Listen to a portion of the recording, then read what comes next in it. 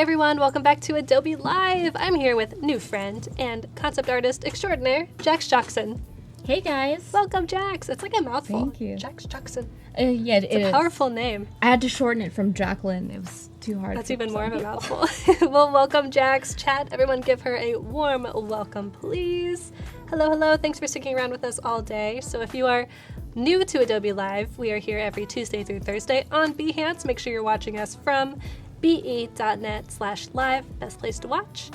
And this week we're focusing on mobile illustration. I am so excited to see how concept art and monster making can kind of translate from the iPad to the desktop. I've never really seen that happen before. So Jax, maybe you can explain about who you are, a little bit about your background, and what you're going to be working on. Yeah, sure.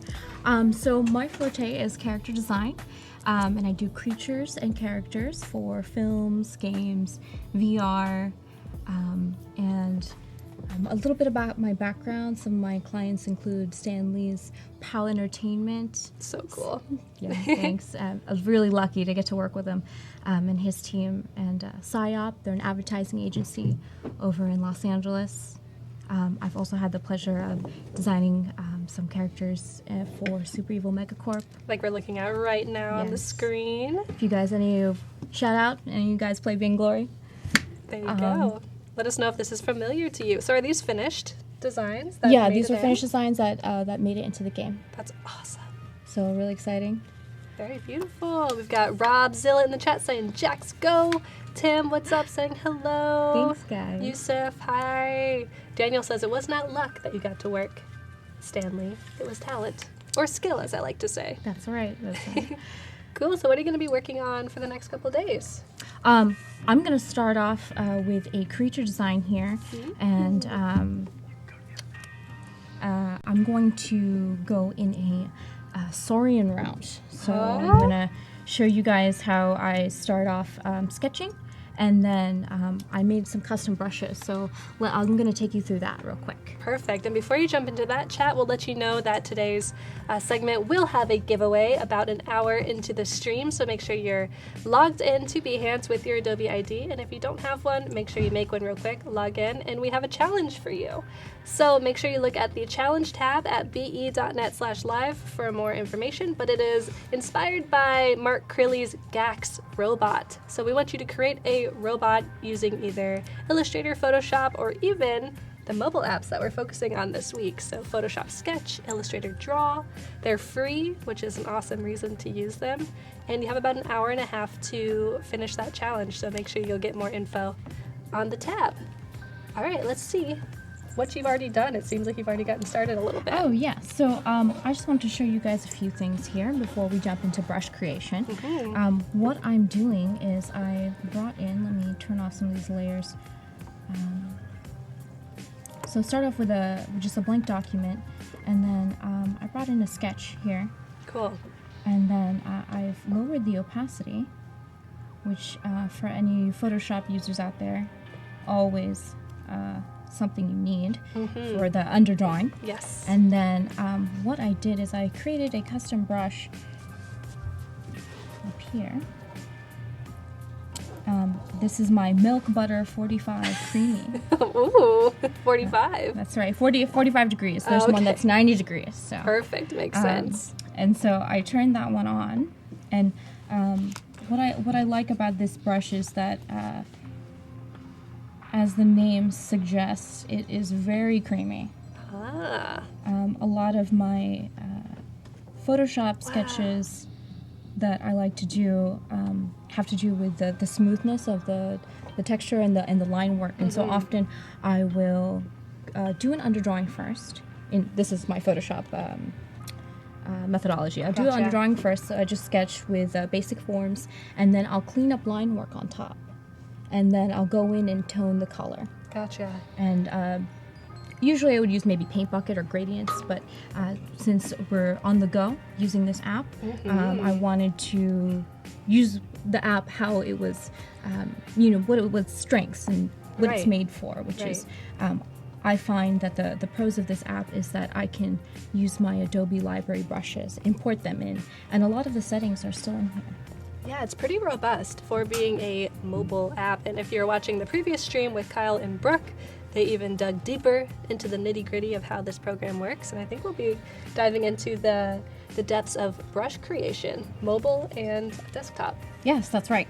So one of the things that I really like here is tip settings.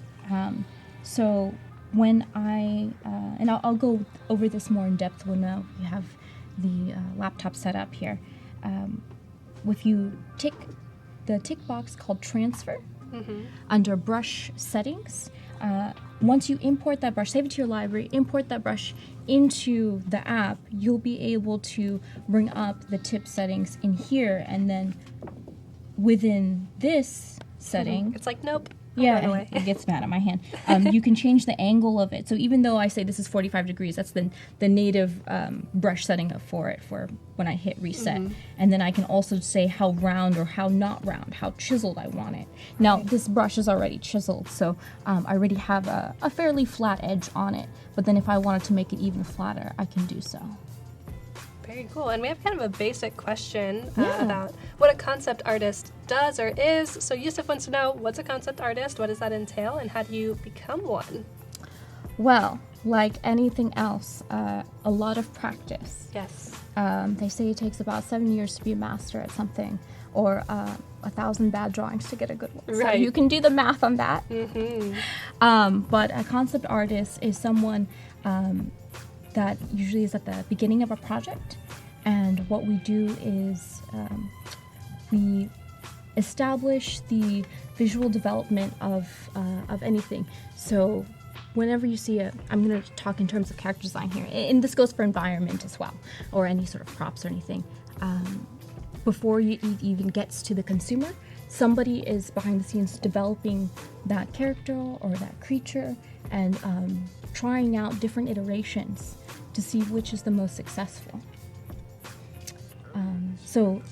Some of the work that you guys might be seeing, you'll see different options. Right. And so our job is to go through all the different options, work with the art director and the creative director, and obviously whoever's funding the project. Yeah, I gotta make them happy. That's right, because they're the ones paying the bills, and then go with whatever direction or feedback that they're giving you, and then the options, you'll say, okay, I like the head from A, the body from B, and then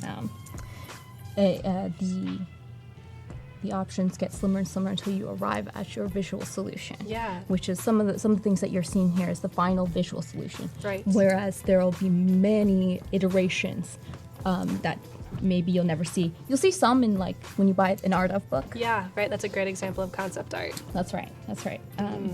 So a lot of the drawings that you might see you're like, oh wow, these are so illustrative or fabulous, and that's because it's the final finished one that we had to like work on it a lot to sell sell the idea, right? Because some of the people that are looking at the artwork aren't necessarily artists themselves, right? But they may have a vision, so it doesn't mean you don't have to be both artist and visionary to be the head of a project, right? Gotcha. But you have to understand your audience definitely to be able to sell to them, because you're facilitating a dream. We're definitely trying to inject and create buy-in, convince our consumers that, hey, this is worth your time, this is worth your money. Right. Interesting. Definitely. I think that's the most cohesive and all-encompassing explanation of what concept art and what concept artists are. That's really awesome. So how do those differ from other artists like animators and illustrators? I think concept artists can be animators and illustrators, but it's really all about that concept, right? That idea. Exactly, Kathleen. That initial idea. What our main job is to convince you, hey, this is so cool. Come check it out. Yeah. Right. And then it develops into the final product. Whatever that is, whether that's an advertising billboard for something else that has a character, even Tony the Tiger had concept art, Totally. He didn't exist always. That's right. Somebody had to work out those final visual solutions. Yeah, definitely. So great question, Yusuf. He says, thank you, Jax, for explaining that to us. I appreciate it. For sure. So the first big mega tip was dropped in the stream. Make sure you watch the replay if you want to watch that or hear that explanation again. Yeah. Because that was awesome. All right. I think he brings up a good point that when growing up, I didn't know what a concept artist was, right? And watching movies and animation series that I really enjoyed, I was like, wait, somebody designed those raptors for Jurassic Park. Yeah. Someone sits around and draws dinosaurs all day. Who is that? I want to be there. Yeah, I was like, wait, that's a cool job. Yeah. Why can't I do that? Oh, so before I start going into the drawing, Cool. let me show you guys how I got some of these brushes. Perfect. Are we good for the computer? Okay, cool. So, Uno momento, but we can... in a minute? Okay, so I'll go just explain the workflow. Sure. So what I have here is just clipboard, and I just did a bunch of swatches, and I tested some just real-time media that I use at home all the time and in the field. And so right now this is a Copic marker, and you can see this is just Copic chisel, and then I called it multiple because I did multiple strokes over Gotcha. it. And I tested other pens that I like to use. So this is a Hybrid Technica. This is 04 by Pentel. And then one of my favorite pens is the Xeno. It's called Beyond Style. Ooh. It's 0.38. Let me fish it let's out see for you it. guys. Looks crisp. I ran into this. Well, not ran in. I found it on the ground at a convention. What? Yeah. Somebody was using this bad boy to draw, and I was like, I just needed to write down the information of somebody on the back of a business card, and I was like, oh my god, it's so buttery, and as you can love see, that. yeah, I love the buttery brushes, and so it's like my new favorite fine line pen, and from this pen, I've created my couple of my brushes here. So let's bring this up. Cool. So we are on your computer now. We're on my computer now. Okay, great. So what I did here is this line that you see is just my I took the Copic and I imported it into Adobe Capture. Ooh, And love you Capture. guys, are you guys familiar with Adobe Capture? Yeah, chat, let us know if you are aware. Looks like we don't have access to the iPad at the moment. We don't have the access to iPad at the moment. Okay, I'll just flip it over and you guys can see. Yes. So what I did with Adobe Capture is that iPad. Yeah. Okay. Great.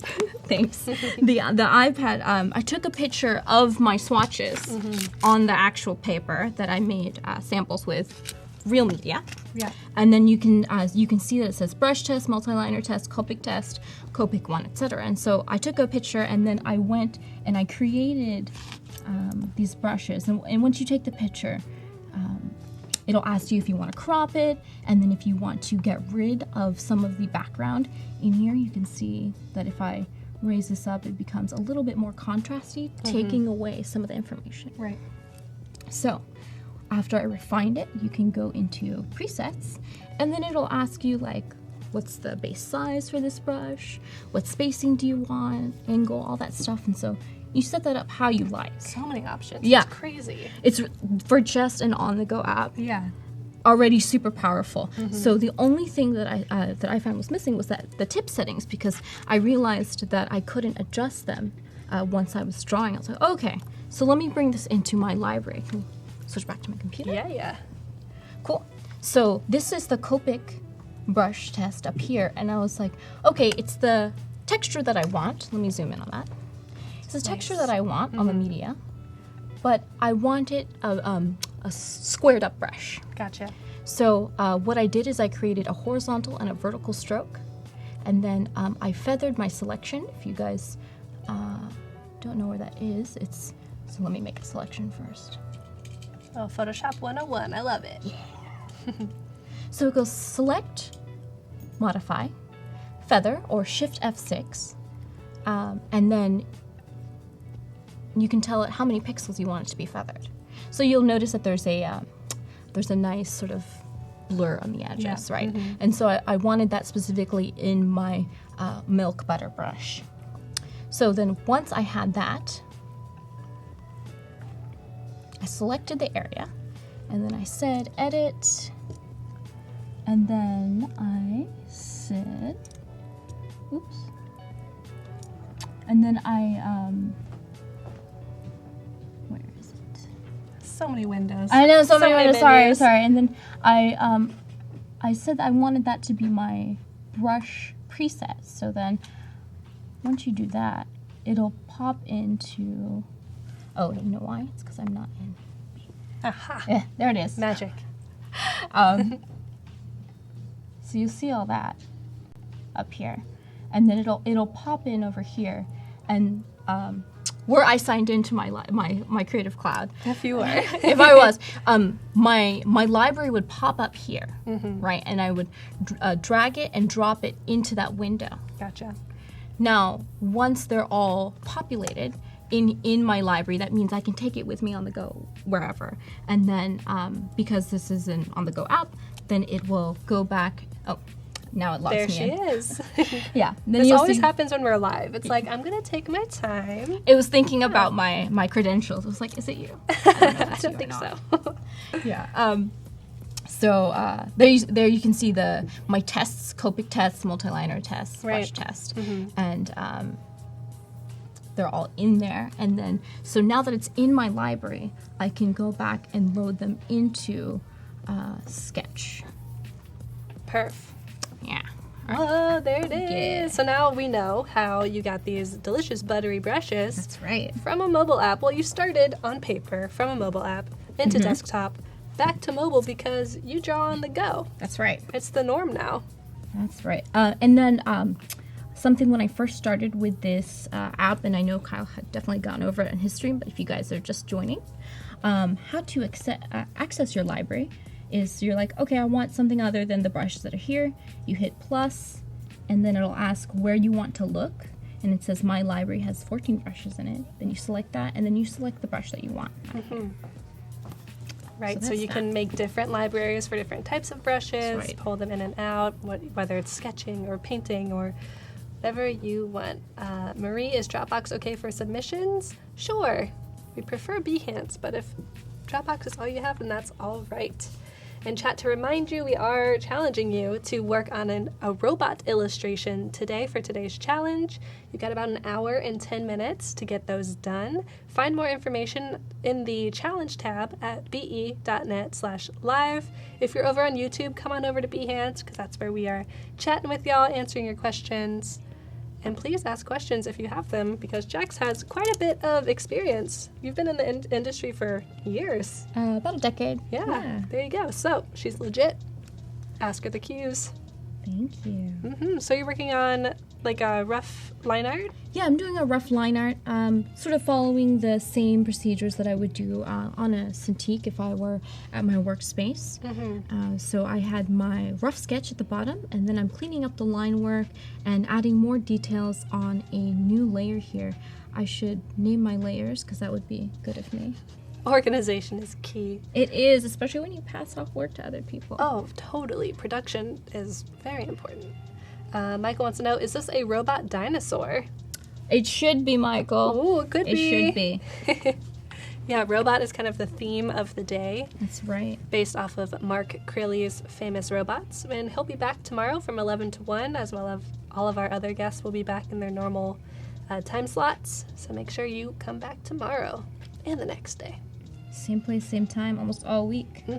Yeah, if you are new to Adobe Live, we are here every Tuesday through Thursday, 9 to 5 p.m., and we have a different theme every week. So this week is obviously mobile illustration. We have 4 different creators from many different sides of the illustration art sphere. So there's a lot to learn here, a lot of time between them, a lot of experience. I believe next week is XD week, so a little bit of user experience design, some prototyping, some app development. So that's a whole new ball game. What's up, Coco? Welcome to the chat. Good to have you back. So any of you guys out there seen any good monster movies lately? Ooh. Do you have any? Are you a monster, like you go seek them out in movies and other forms of entertainment? Yeah. Heck yeah. I actually had the pleasure of developing a class for Academy of Art here in San Francisco called Monsters vs. Mechs. Shout out to any of you guys if y'all are watching. What's up? And the first half of the class we work on creature design, and the midterm is to design your kaiju. And then for the second half of the class, second semester, part of the semester, we work on mechs, and you design basically your own Gundam to fight the kaiju. What? This is real classwork? This is real classwork. It's real. That's awesome. And what kind of concepts are you teaching below that kind of fun exterior? How to learn, and then how to see. Gotcha. I feel like those are two things those are skills that can never be taken away from you once you have them under your belt. Like how to analyze something that's already exists. Like, you take a look at a ceratopsian, which is any of those herbivores, horned dinosaurs. Gotcha. Take a look at them, and then you analyze their forms. You can create many other creatures from just studying that one creature's anatomy that already existed. Yeah, and even learning how to break a form down to its minor parts and Exactly. what makes it this thing. When do you realize that it's a, what did you call it? Ceratopsian. Ceratopsian, like a triceratops. That's oh right. My gosh. Yes, that's right. The more you know. That's awesome. Gary says, sorry, but it's late. I must go. All right, Bye, Gary. Thank you so much for watching. And so many of you people in chat watch so late into the night, and I am so thankful for that. But please make sure you get sleep. It's important. That's right. Drink your water, take your vitamins. Yep. And sleep also. Sarah wants to know, do you block out 3D shapes first? I block out basic forms for sure. Right. So let me grab a new layer. So when I'm designing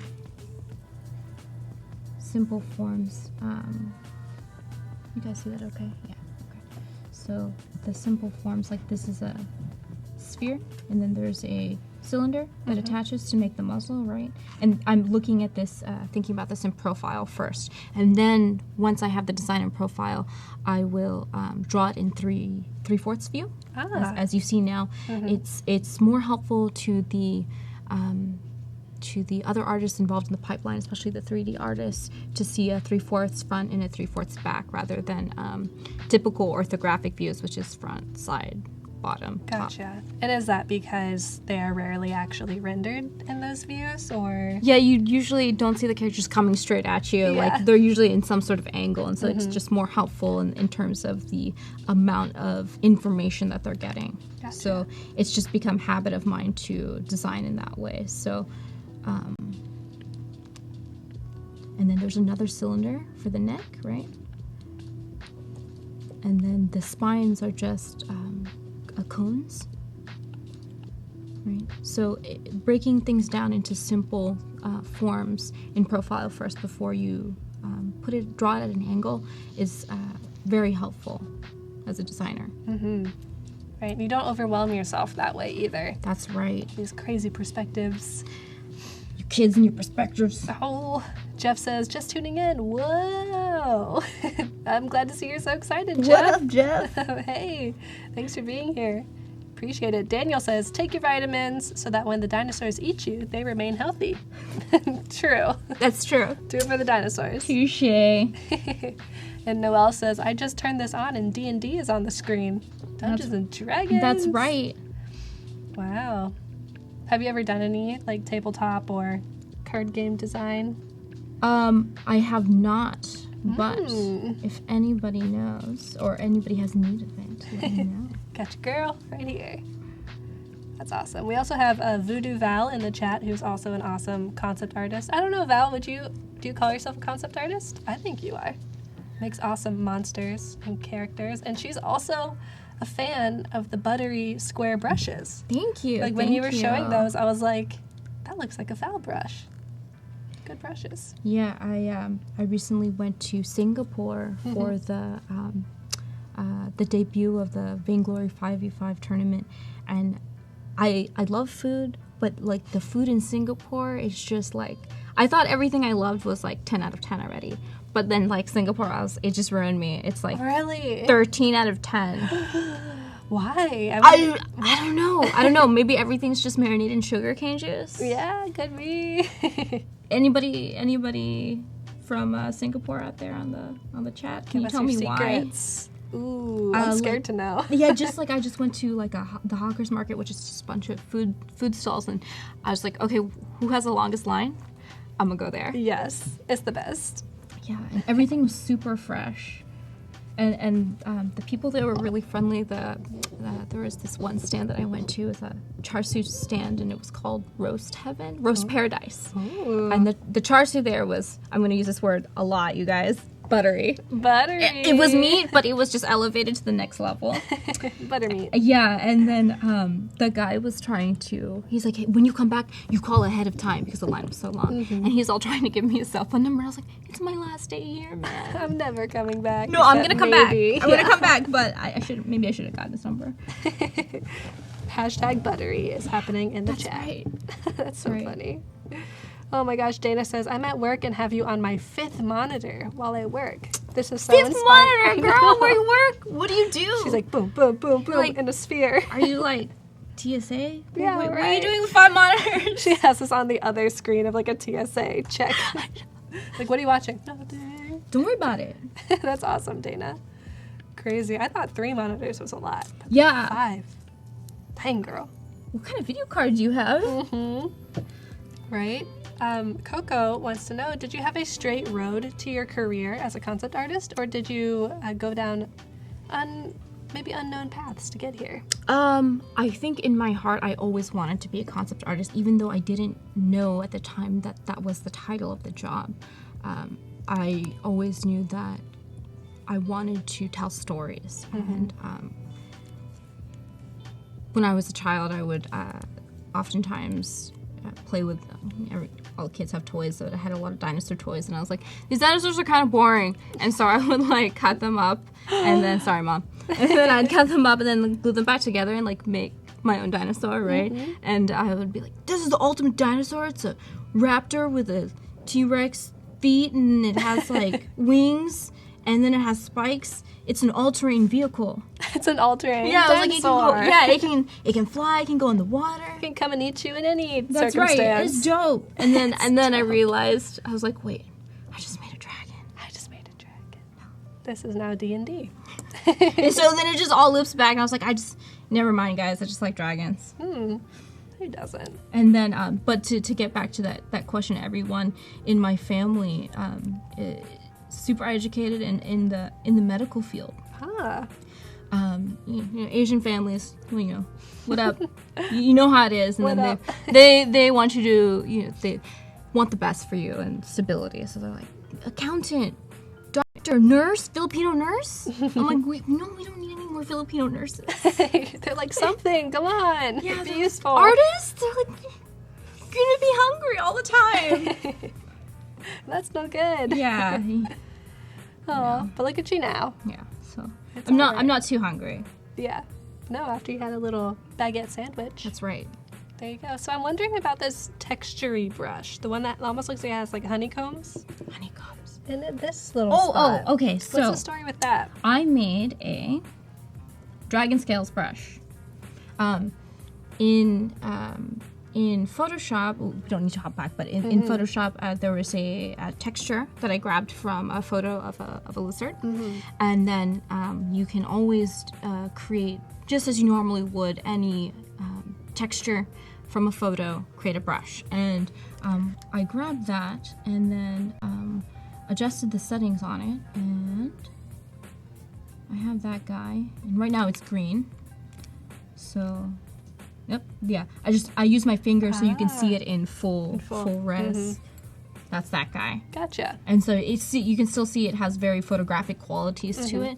But if I use my pressure, you can see that the scales are only showing up on the edges, which is nice because then I can then hand draw the other scales how I like, because these are sort of like outer scales or close to the underbelly, and not the kinds of scales that it would need a lot of protection, like on the top of the head. Gotcha. It all makes sense. I was wondering. It was almost making me feel a little weird. I have that weird phobia of like lots of little holes. Oh. So I was like, what is that thing, Jax? Should I not use this brush? No, you can. Now that I know what it is. It's scales. Not It's holes. not holes. It's the other way. They're concave, not convex. Yes. Perfect. Yeah. And so I've actually heard about that a lot with concept art, is using actual photo textures. That's right. And I know it helps with speed and kind of recognition of what it actually is. So I think a lot of people are like, you can't do that. That's cheating. What do you think about that? It depends how much time you have been booked for. That's really, at the end of the day, time is money. Yeah. And you have a limited amount of both. Or you will only receive a limited amount of money. Yes. And you only have a limited amount of time to spend on a project. And also, not to get all morbid on you guys, but you have a limited amount of time here. It's true. Like, here, like on this earth. Don't be commuting 4 hours a day. That's right. Don't be commuting 4 hours a day. But rolling that back into art, what you want to do is streamline your process. So whatever you need to do to get from point A to point B, you do you. Especially in concept art. Yeah, especially in concept. We're not here. Some people are like, I want to make pretty pictures. I'm like, yo, we're not here to make some pretty pictures. It has to be pretty enough that you are creating appeal, buy-in, and saying that, hey, I'm this product, the end product, whether it's on the screen or it's a toy or it's a plush, is worth however much you're asking of your audience. But it's not a flat out spot illustration. Right. Unless it is, then cool. then you can belabor it. Yes. Yeah. Rabzilla says timelines and deadlines don't care about cheating. That's right. Timelines don't care. Take that as you will. And it's honestly not cheating. It's just a technique. But I think a lot of times students or people that are just starting will jump into photo too early without settling on their idea, and then I think that's when you run into trouble on a technical level. It'll become a mushy mess, and we've all seen those kinds of things. So you know what I'm talking about. Yeah, I totally agree that I think it can be a crutch. And I've never heard it described as mushy before, but I've definitely had that mushy feeling even in my own art where I'm like, I'm just jumping from step to step because I don't really know what I'm doing. I haven't settled. That's right. When I tell people about character design and the best way to approach it is I always want them to have a thesis before they go into it.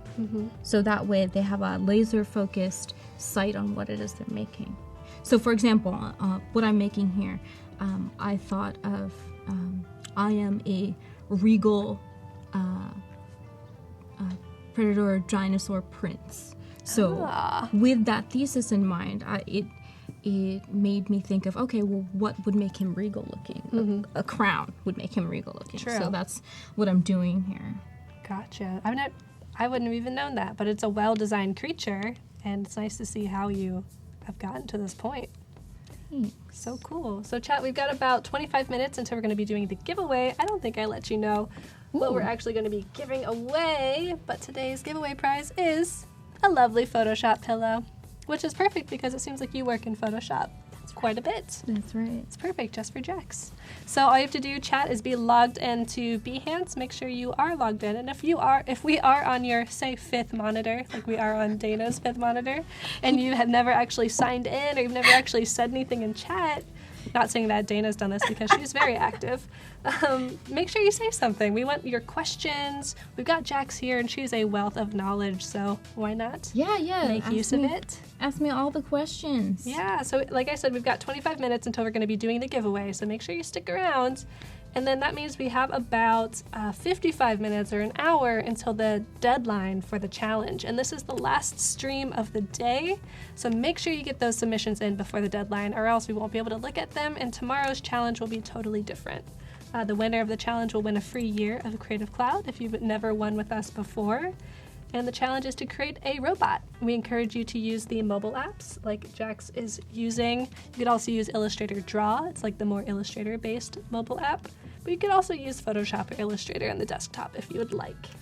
But even Jax has shown you how you can go cross-functional workflows, cross-platform, from iPad to desktop, if that's something you want to try out. So good luck, and stick around. And my arm is stuck to the tablecloth. Velcro. Oh, Velcro, you're so helpful. And sometimes you're not. Yeah, too helpful, actually.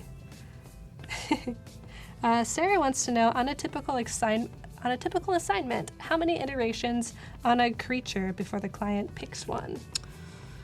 Ooh, it depends on the timeline. I would say I give clients these days anywhere between 3 to 5 iterations, and then I usually exercise all the bad ideas on my own, and I don't give them those. Yeah, because you don't want them to pick it. Yeah, like I don't want to give them something that I wouldn't want myself. So that's something I always ask myself, like, is this cool? Am I creating something cool? Yeah. Do I like this myself? If I don't like it, then that means so. Why should I expect my art director to like it? Right, but what if they don't want something cool? If they don't want something cool? That's relevant, I guess, though. I try to still put myself in the shoes of the buyer or the consumer, whoever that is. Because at the end of the day, you are a pencil or a stylus selling a product. And that's something, as a commercial artist, you have to swallow that. You're drawing someone else's dream. You're not drawing your own dreams. This is right now, it's my own dream. So I'm drawing what I want. Yeah. But when you're in the workplace, they're renting you out. There you go. As strange as that sounds. They're your skills. So yeah. It's the name of the game. Yep. At least with this kind of creative field. That's right. As a commercial art. Now, if you're doing it in your own time, or you still want to create something appealing, hopefully. So Sarah wants to know how you might use the scale brush on this creature. Would you save that for later, or could you show it now? Yeah, I can show it now for sure. Let's see. So let's Sarah, pop you have that great in. questions. Keep asking them. Pop that in, and then to select the color, most of us will hit the Alt button, right? This is the color picker, and you can see it has a little magnifying glass, and I can pick whatever tonality I wish. So I'm gonna grab a new sketch layer here, and then so this is my scale brush, and I can pop those in. Let me make this smaller. So you can kind of see it on the edges. Yeah, You like lift up. I just want it on the edges, not on the. But then I can pop it in with the highlights too. And so just a little bit about this case that I'm using. I don't know if you guys can see it. Yeah, let's see about that. This is the Zedilus. You guys see that? Okay. So this is an aluminum case, and it has a retracting. Whoa, that's it protects sweet. the tip, which I love that. I'm really bad about. Like I kind of throw everything in my bag and go. Like this is armor. Yeah, so this is like I need armor for everything. It's really, and you can probably see on my iPad too. It's also armored. Yeah, it is. Kind of hard on my electronics here. But what I like about this is the aluminum casing creates weight, and so bringing that back to my drawing, I'm having to lift up my pen just a little bit to create a soft edge on here. Gotcha. Yeah. Whereas normally the weight of the pen, I sort of let gravity hold it down and make my line for me, because the what would you call it? You would say the curve sensitivity on the stylus is narrower for those of you that are used to Wackham's 2048 levels of pressure. Yeah. Gotcha. So you know what's up. Yeah. You know what's going on. That's really cool. I feel like I would like that also, because I have a bad habit of pressing really hard. I was getting Nintendo thumb. Oh, gosh. She got Nintendo thumb. I was getting Nintendo thumb drawing, and I was like, what am I doing with my thumb that's hurting my... I was like, oh, I'm drawing on the iPad. I'm pressing too hard. Pressing too hard, but I hope that would help. Yes. Because it makes it heavy. You don't need to it makes press it down. Yeah, it makes it heavy, so I'm not lifting a lot of the times. I'm just using the gravity. So helpful. Yeah. I love that. What's up, Rasim? Thank you for joining the stream. How's it going? So after I use my scales brush, I'm jumping back to this is my Jialongbao, or XLB for short, moist fine liner brush. Moist. It's moist. Okay, I believe you. No, but literally, I hit the checkbox in brush settings that said wet edges. You almost said moist. I almost said moist edges. Wet edges. It doesn't say that in there. It cannot. Wet edges, guys. It has wet edges. So it is a legitimate name. I'm not just saying it to say the word moist. It's not a bad word. Some people just really are disturbed by it. Yeah. There you go. So it has the kind of like live edges. Yes. Almost. And then what I'm doing, let me get lighter color here. So what I'm doing is I'm accentuating the parts of the scales on the edges here. And this is just a quick little demo for you guys, painting those happy little scales. There you go. And people are wondering about the stylus armor. It is the Zedilus. Stylus. Yes. Stylus. Can y'all see that? Looks like it's about, well, there's different prices, but it won't break the bank, which is nice. No, yeah, very affordable. Mm-hmm. Because I know this other equipment is also a bit of a high price point. Yeah, you're like, I already spent all my money. How do I do this? Yeah. Brett says that he also pushes too hard when drawing. Yeah, you're gonna get Nintendo Thumb, then how are you gonna play Monster Hunter, Brett? You're not. Oh my gosh, Monster Hunter is your game, isn't it? Yeah, although I wish it was Monster Hugger. Oh, that'd be nice. I kind of really feel bad when I have to I'm sorry, you're just here eating. You just do anything. And then I have to come and take your skin and then make it into armor. I just have to. That's funny. I will be honest and say that I'm not a huge fan of like big monsters and dragons and things, but I totally respect them. Just as you should respect the ocean. I respect these monsters. Don't turn your back on them. I love that. Respect the ocean. You should. In Texas, we have this huge don't litter campaign, right? Oh. It's like don't mess with Texas. Mm-hmm. So just respect the ocean. Don't mess with Texas. Don't do it. So how often do you actually use a mobile workflow? Is it more just for fun or for work? It was, it started just for fun, but I'm seeing the strengths that when I'm using this program, seeing the strengths of it, of sketching on the go and doing iterations. I think it's going to be a very powerful tool. I heard of some updates that may or may not have been mentioned in the previous stream. If you don't know what I'm talking about, roll back. Yeah. So I'm very excited for that, and I had first used this app when it had first come out, and I think there might have even been a layer limit or something like that. Oh yeah, not even any layers when it first came out. Yeah, no layers yet. So I was like, what do I do with this? Yeah, I was sort of like, I couldn't get anything too much extra other than Control-Z that I couldn't get from just pen and pencil. Yeah. Right. So, I think the strengths of this program is bringing in your library elements, whether that's shapes or patterns that you like to use. In my case, brushes, and being able to use that and then going back and forth. Right. And then another thing is, you can always. I think some of the other streamers went over this. I'll just go over it real quick for the new people. You can always duplicate your layers. So, let's say I wanted to jump into color for this this sort of raptor prints. I can duplicate this layer maybe 4 times and have 4 line work of the raptor prints, and then I can work out the color in each one.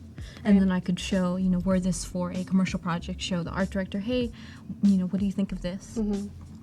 Yeah, I think this program, especially now, it's come a long way.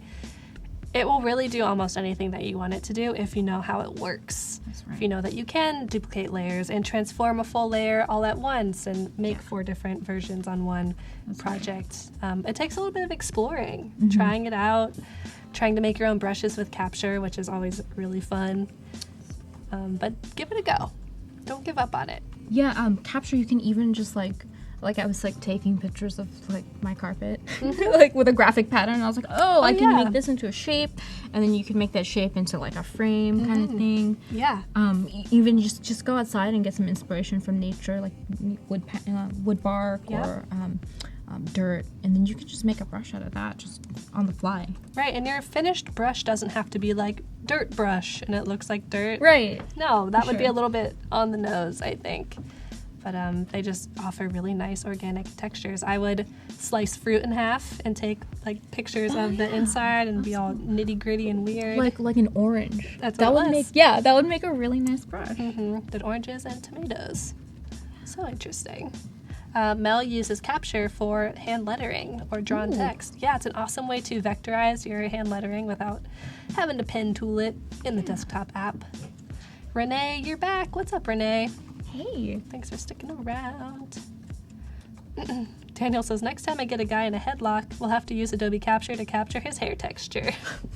Yes. Specific, but could That totally was work. ultra specific. Yeah, you can have it on your phone, so That's I'm sure right. that you could just pull it out of your pocket, snap a little pic. Rob says that he made a brush out of chewing gum. Nice. We've made Rufus into a brush. He becomes a very long Rufus, stretched out Rufus. Leon, what is the challenge for this submission? The challenge is to make a robot based off of Mark Curley's robots. So you could take that however you would like. It could be an anamorph, or it could be a humanoid, or whatever you would like it to be. We recommend that you use the mobile apps. It could be Photoshop Sketch or Illustrator Draw because they are free and they're awesome. But you could also use Photoshop or Illustrator on the desktop. You've got about an hour and 15 minutes to get those in. Or nope, less than that. 45 minutes. Whoopsies. People are saying that they want you to do Star Wars fan art. Star Wars fan art. What about Star Wars do we like? No. Voodoo Val will say all of it.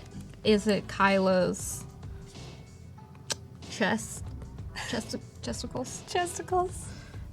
Is it? I don't know. That was Never I would seen say them. that was the most unexpected part. I was like, wait, what are you doing? No, and it wasn't the seals.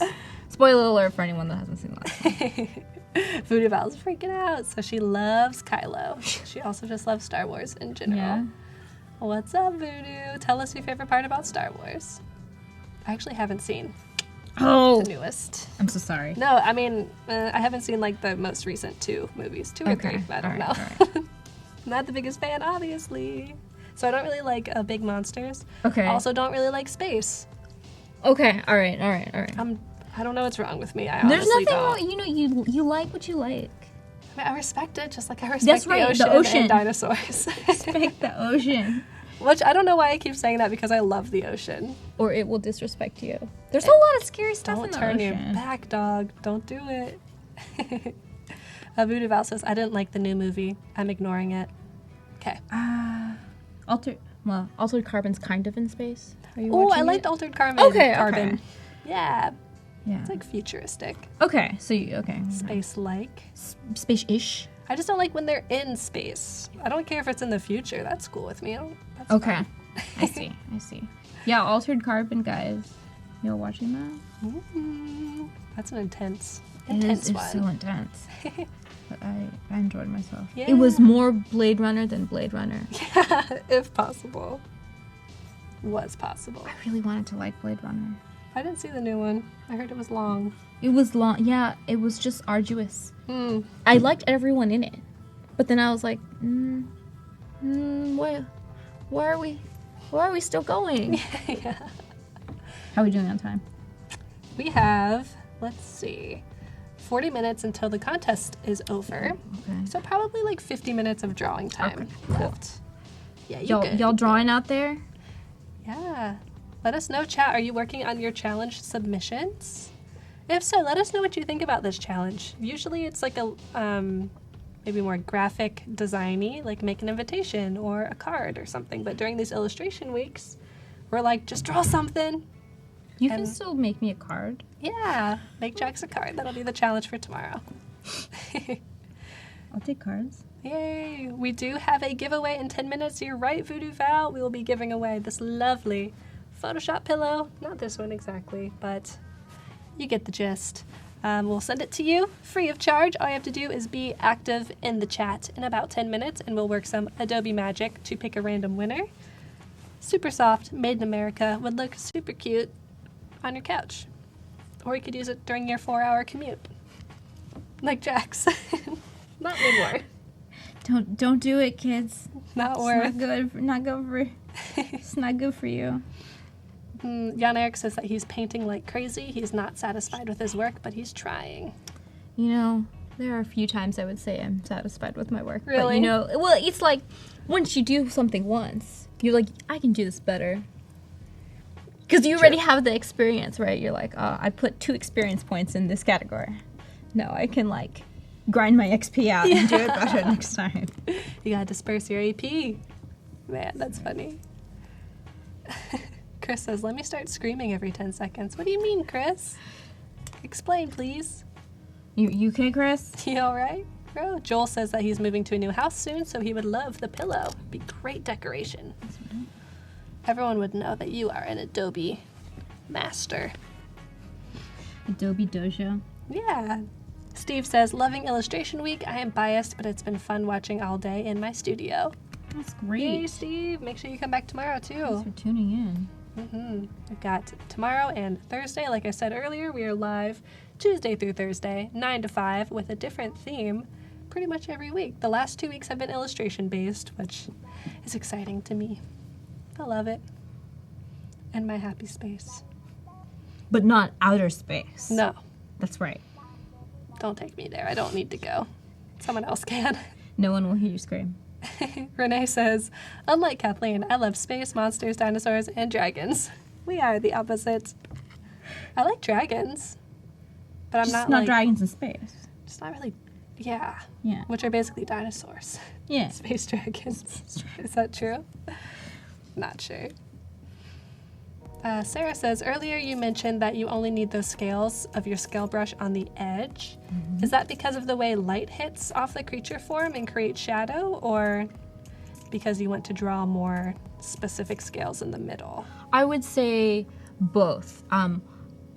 The way that the human eye works is it wants to make up things in the middle. Like just even when you're reading, if somebody misspells the middle of the word, you can understand the beginning and you can understand the end. So same with visual art, because it's reading, it's visual. So if you see that there's a little bit of scales in the middle and a little bit at the end, you'll just sort of assume that there's scales. Yeah, you'll fill it in with your mind. And I don't need the brush to do all the work for me. So like you'll see in this one area right here, I'm starting to make the scales go along the form of the neck. So I wouldn't want scales on like a flat scale brush, because maybe the lizard at the angle that I took it and the lighting he was at before he dashed away was dashingly was not at the right lighting for the painting I'm doing. So I just need scale indication mostly. Indication, yes. Definitely. You don't want to give too much information. It might even be a little distracting. That's right. If you fully render out every single scale. Right. Dana says, I'm more like Kathleen, but I love unicorns. I also love unicorns, Dana. I think I'm just more like a warm-blooded mythical creature. Warm-blooded mythical creatures. Hey, fan. I'm down with that. Yeah. Why not? And if you are new to the chat, please let us know if this is your first time watching. We'd love to hear from you, hear your questions for Jax. Yeah. Lots of great ones about concept art so far.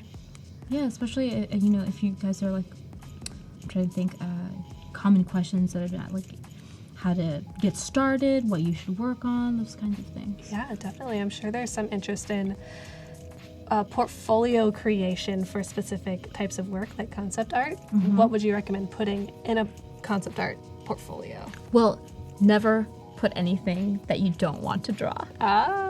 Right? Yeah. So if you're like, I don't like dinosaurs. Man, don't put any dinosaurs in there. I would never. Only unicorns. Only unicorns and other warm-blooded beasts. Yes. Yeah, never put anything in your portfolio that you don't want to draw. So if you enjoy drawing motorcycles, cars, and bikes, make that portfolio full of that, because think of it as a menu. You're a restaurant or a cafe. Are you Cheesecake Factory that sells everything and only kind of does it maybe 6 out of 10? Yeah. No offense to anyone that likes Cheesecake Factory out there. I used to love it too. Yeah. It's gross good. Yeah. But, do you want to be Cheesecake Factory, or do you want to be like a high-end maybe Italian restaurant and you do maybe only 5 dishes really well. But then it's like, hey, anytime I feel like ravioli or handmade fettuccine, then that's where you go. Yeah. Or, that artisanal illustration of the bicycle. That's where you go. Yeah. So in terms of portfolio, make sure that you're tailoring it to, one, the work you want to do and that you enjoy, to the skill set that is your forte, and then 3, the client. And I put client last because if you somehow get the job but you don't enjoy it, it's going to be sad times. I mean, it might be good times because you're getting like bank account, XP there, but you might be like on the inside not having a good time. No, and over a long period of time, that's no bueno. Right, it will weigh on you if you're doing work that you don't enjoy, for sure. Totally agree. Jacqueline wants to know, what did your portfolio look like when you've got your first official concept artist job? First official concept artist job. My portfolio looked, trying to describe it in just a couple words, rough around the edges, but good enough, which I think a lot of people can say about their portfolio when they got the quote-unquote first job, you know. I didn't need it to be, you don't need the exact thing in there that those people are doing, but they need to see that, hey, this person has the skills. Some clients, though, will want, if they're only doing purple dragons, they're like, you don't have any purple dragons in here, GTFO. Yeah. You're like, come on, man. Yeah, but you're like, but I have orange and pink. It's the same It's not thing, purple, dog. though. So it depends on, the temperament of your client. So, mine was rough around the edges, and it wasn't quite as filled out as I wanted, and I was still sort of Cheesecake Factorying it. I just had kind of maybe a random collection of things that I should have definitely tailored it down more, but I was just starting, so, you do what you can when you can do it. Right. And it worked out. Eventually, and you probably don't get your dream client your first job. That's right. That's okay. You probably wouldn't want it. You might not be able to make the work that you would want to make. That's right, and you wouldn't be ready for it. Right. Coco says that I am Jax's 1,000th follower on Instagram. Congrats. Oh, thanks, Coco. Yay. That's great. All right, let's get her to 2,000 by the end of the stream. Aw, thanks, guys. Yeah, what is your Instagram handle? My Instagram handle is the same handle for all of my social media, which is JaxJocson. So that's all of the things. Behance and Twitter. There we go. You can see she has a lot of awesome sketches showing the preliminary work, but also some finished stuff too. Yeah. And I noticed, there's you and Stan Lee. Look at that. Yeah, you hanging out? Just hanging. I noticed that on your website, your portfolio, you had a couple tutorials. Yeah, I had a couple tutorials. Cool. I like to, when students are sort of starting out, I'll point them to some of those just basic tutorials to illustrate maybe some of the things I was talking about in class. Right. Food, there's a food painting on there, you guys will notice. I think it's called pork on toast or something. It looks delicious. Again, yeah, it's the food. Tonkatsu. That's so right. good. Any ramen lovers out there? Oh, heck yeah. I want that right now. So are you, what's your broth of choice? I like miso, but mostly just because I don't super like meat at the moment. Word. I get you. But of course, pork is such a good broth also. How about you? What's your fave? Tonkatsu, the pork one. And I always, it's terrible, I know, but I always ask for the extra koteri on the side. That's all right. For anyone that doesn't know, that's the fat that's right along the spine. She knows what she likes. Yeah, it flavors your broth, and there's extra umami in it. I can't help myself, guys. It's buttery. It's buttery. Can't stop.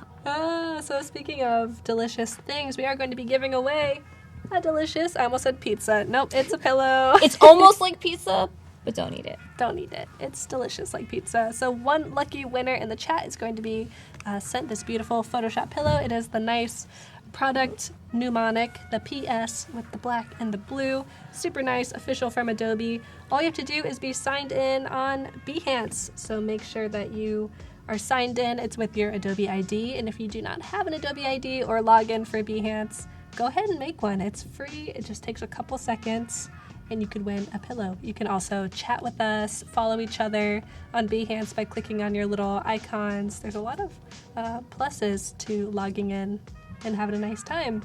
So all you have to do is say something in chat and Adobe magic will happen and we'll pick a random winner.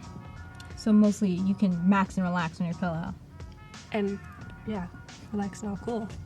You probably can't shoot any b-ball outside the school, but you can take your pillow wherever you want. I won't judge. Madison says, pillow please. Okay, Madison, just because you asked. JK. All right, I think we have a winner. Chat, are you ready to hear the name? Let us know. Who it is? Would you like to read it? Chris Taylor. Chris Taylor, you are What the up, winner. Chris? What's up? Thank you for You watching. get to chill with this pillow. Yes, Adobe Live will message you on your Behance messages, and you will be sent this pillow. So be on the lookout for those messages. Don't miss them. And if you did not win, do not fear. We have 4 more chances to win tomorrow, and we just love that you are all engaging and communicating with us. So thanks so much for that. We also have some awesome contest submissions. So Chris is freaking out. oh, it was him. He was the one that was like, I'm going to scream until I get it. It worked, Chris. Now you can scream into the pillow. Yes, there you go. We have a special Scream Photoshop pillow just for you. But I'm going to get all of these challenge submissions open. We can take a peek at some so you all can be inspired. Yeah, I want to see y'all's work. Oh my gosh, some of it is, all of Sketch it's some really stuff, amazing. guys. And I'm going to cough in 3, 2, 1. Bless you. Bless. Thank you. Bless. All right, so how about taking a little pause and looking at some of these submissions? Yeah, let's take a look. Cool, so like we said earlier, the challenge is to make a robot illustration using the mobile apps or desktop apps. So this is such a cute little robo. Love this little ding ding. This antenna. There's everything about this is cute and sweet. Even the line kind of weight and movement. Nice job. I believe this is by Allwin. Good job. Nice.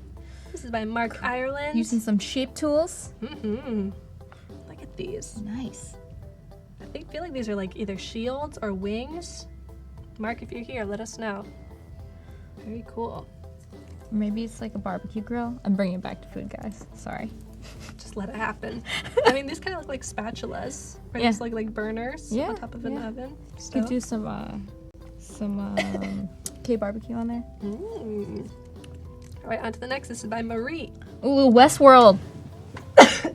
Sorry. I'm dying. Need some agua? I'm okay. Okay. This is by Marie, and she uploaded, I think I do need water. Is Marie Shroy. Thanks, Marie, for participating. Some Westworld action up in here. He's looking for his long-lost love. Aw. Ooh, so much better. Thank you. Magic. I love the composition of this. How it even has a little framing shape back here, leading your eye. Yeah, the planning going on there. Oh no. You doing okay? Yeah, I'm alive. Oh. So this is by Siraj, and this was his first submission. And he totally changed it up with this one. Oh, some robot Zen in here. Yeah. There's this movie that I just watched, sort of a maybe. I don't know why I call it an indie movie, but it wasn't a theatrical release. It's on Netflix called Kill Command. Oh. The mech lights remind me of the robot in there. It's cool. People are saying Zenyatta. I believe that's what's the game? The shoot 'em up game. Someone let me know in chat. It's a like shooter game. Which one? No. Guess what game is it? Zenyatta, which one is it from, Voodoo? I'm totally having a brain fart as I choke for my life. Overwatch, yes, obviously. Oh, yes. Got it. Duh. So, We got Thomas here. Yeah, Pacific Rim thing going on. Yeah, look at this little Adobe logo. Yeah. Nice. Cool composition. You kind of filled out the whole frame with a full story. Mm-hmm. Nice. Pizza bot. Pandering Very nice. to the audience. Nice. Chat, I'm sorry. And this is amazing. This is by a Captain feed, Belly Button. right? That's so good. So this is like a full blown out project. Concept, yeah. You did the sketches, and then you went and did the cleanup and then the animation. I know. I'm Cool. like, how could you get this done in just an hour? Yeah. Amazing. Multiple animations. Yeah. He even compresses. Mm-hmm. Oh, cute. And more. What does he do here? Oh, I see. It's the belly button. The belly button's shooting. Pew, pew, pew. Captain Belly Button. Love it. Very I nice. appreciate that. Nice job, Hafid. And thank you for submitting. I've seen a couple submissions from him in the past. That's great. By Zapash. This looks like iRobot. Or I feel like I've seen this guy before. That's cool. Mm-hmm. I like the muscle striations like you did with the deltoids there. Yeah. Very nice, everyone. So this is just the first round of submissions. Cool. Keep it up, guys. Yeah, you've Keep got it about coming. 20 minutes to get your final submissions in for the day, and make sure you get them in on time because, like we said, tomorrow's challenge will be totally different. Awesome. We'll hop back to you, Jax, Cool. and Thank see you. where you are now. Not a robot. Not You're a not robot. working on a robot. No. It could be cyborg, but not Ah. yet. Not yet. You would Haven't prob- decided. Right. And you might be able to know more about that if you start to get into the color. Maybe it's a little more cyborgy Yeah. coloring. Or maybe, they Frankensteined him and brought him back to life. Ooh, spooky. See, I could get down with that. Like zombie dragons and dinosaurs. Well, like, do you Game of Thrones? Oh, yeah. Okay, zombie dragon. Yeah. There you go. That's a thing. Yeah. Thank you, everyone, for not running away when I was dying of the plague, apparently. This sometimes happens during the last stream of the day. Slowly fall apart. Siraj says, no mechs, please. No Mechs. Why, Siraj? No love for Mechs? No Just, Mechs just for you? monsters? Oh, right. So don't you have a class? Mm-hmm. So tell me about that. Tell chat. So I have a class called Monsters vs. Mechs that I had the honor of putting together, and this is the very first semester that we're running. This is at Academy of Art in San Francisco, and my class is learning how to, in the first half, design creatures to create their own kaiju, and then in the second half of the class, learning how to create hard surface objects. Ooh, different. Yeah, to create their own mech. So basically a Gundam or maybe some sort of exosuit to fight their kaiju. So then their final is to put it all together and have it basically pitch ready for like a creative director to look at it and understand what's going on. Nice. And is this the first semester that Yeah, you're this doing is the first semester that's running, so it's very exciting. That's awesome. And so the school that you teach at, does that have like a game school within it? Yes, there is. It's the game School of Game Development, and there is game art, which is the side that I'm part of. Very cool. And is that an actual major that you could get a degree in? Yes. Chat, if you're looking for school, There you go. it's always an option. Come see me there. Mm-hmm. And is there a convention at the end of this month? Yeah, GDC. I will also be demoing there, and you can come see some more monsters and mechs over there. Heck yeah. So my alma mater just sent me an email and was like, come to GDC in San Francisco. Yeah. And it was like this big thing because I went to school in Ohio. So they're like, we're going all the way to San Francisco. And I'm like, I'm already here. But I won't be there. So sad. Jacqueline saying, where is the school? Oh, it's in downtown San Francisco. All right. So is it, there's some buildings that are even close to here. There are. It's only a couple miles from where we are at the Adobe headquarters here. So we're on New Montgomery. Ah, nice. So anyone in chat, are you looking to go to an art school or go through an art program? Let us know if you have any questions. Did you go through an art program? I did. I went to grad school, USC, for animation and digital art, and then prior to that, I got my bachelor's of fine arts at University of Houston. Gotcha. So 2 degrees. Anyone interested in degree talk? Yeah. Let us know. And you don't let that scare you. You don't necessarily need a degree to be a successful artist. You just need the chops. What a degree does is it gives you a network, a built-in network already. That's really what you're paying for. And then you get to lease the eyeballs of your instructors, basically. Right. But it's the people that you meet while you're at the school, which is, I think, the real value.